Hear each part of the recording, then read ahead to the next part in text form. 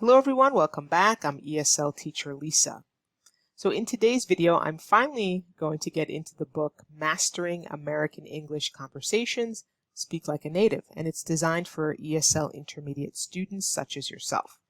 And this was put together by yours truly, me. The book really focuses on the different areas that students at an intermediate level should be focusing on to improve fluency. So there are many different aspects to learning English, but that changes really depending on your level. So I just focus on intermediate students and the areas that you need to be focusing on. So in today's video, I'm going to focus on section 1, which talks about slang versus idiom. You can have a copy of the ebook that is available on my Gumroad store, and actually I have a 20% discount for my viewers. There are 50 coupons that you can grab if you'd like to get it, and the paperback, if you want, is available on Amazon.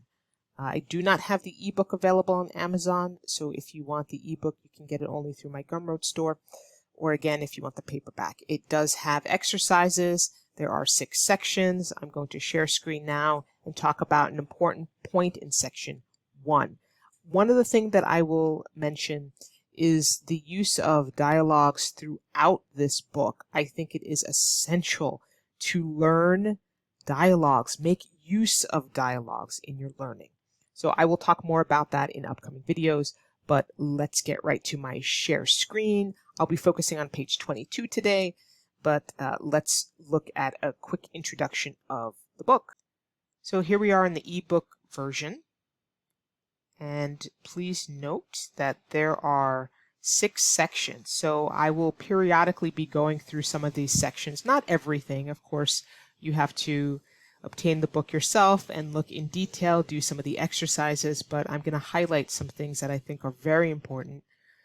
Please make sure in that section 1 you are reading the letter that I wrote to you. So I took the time to really think about what I wanted to send as a general message to ESL students. So I thought it was very encouraging. I hope you find it encouraging too. So don't forget to skip over that. So I'm just going to go back for a second. In section 1, you notice that there are a list of 100 dialogues, and I'll go through some of them so you can see the importance of reading dialogues. But let's talk about slang versus idioms in this section. So I'm actually going to go to page 22. I'm just going to scroll through some of the pages so you can see what's in the book. Here is the list of 100 everyday situations that you find yourself in. This is one of the best ways to improve speaking everyday English, is to practice dialogues that put you in these real life situations. So at the dentist's office, at the clothing store, discussing the weather, discussing home decor, discussing literature, sports. We take you through 100 situations. So in another video, I'll talk about that. So here's the introduction, but I want to actually go right to page 22. So you can go through 1 through 21 on your own. But I thought this was especially important because I get asked about this a lot. Slang versus idioms.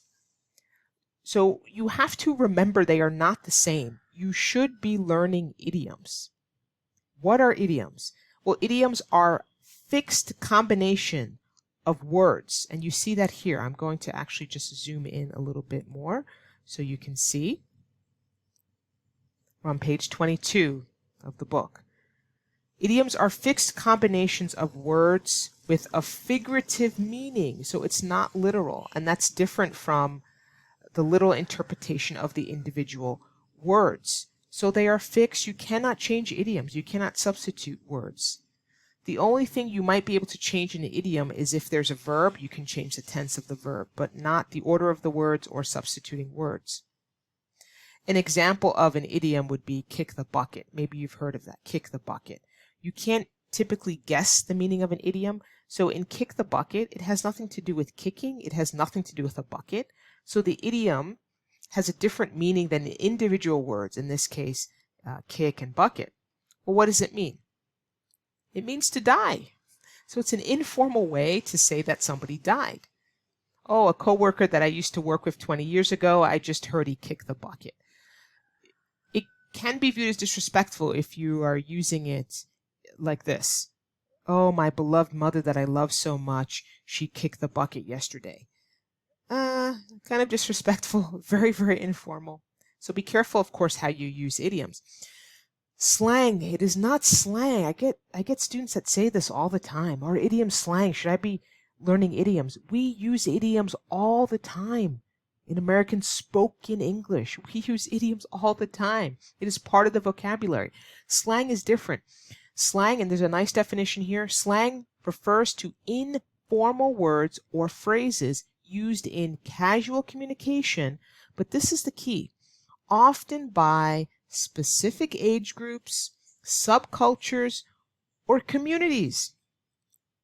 So not everyone uses slang. Idioms are different. Every native English speaker uses idioms, but not everyone uses slang. So there is a linguistic difference. So you have to remember that. And slang sometimes is not appropriate.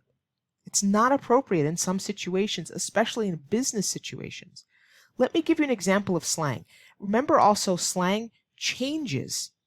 It does change, and sometimes relatively quickly.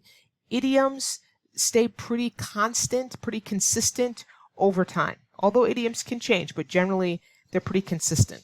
Meaning, I use an idiom today, I'll likely still be using that idiom in 5 years. Not the same with slang.